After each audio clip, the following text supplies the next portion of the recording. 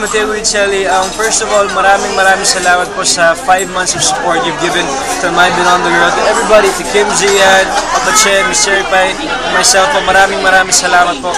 And this is our last week. So, sana po todo suporta sa last week namin. Maraming pang mangyayari sa istorya. So, thank you very much for the support. It means so much. And God bless everybody. God bless you guys. Girl, huwag niyo kaming bibitawan. Sana tuloy-tuloy pa yung suporta niyo hanggang matapos kami.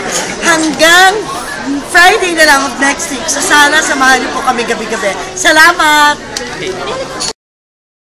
Please continue watching My Beyond the Girl. This is going to be our last week until January 20 na lang kami. There's going to be a lot of surprises, so keep on watching. Okay? It's going to be a very exciting episode for the finale. Thank you very much for all your support.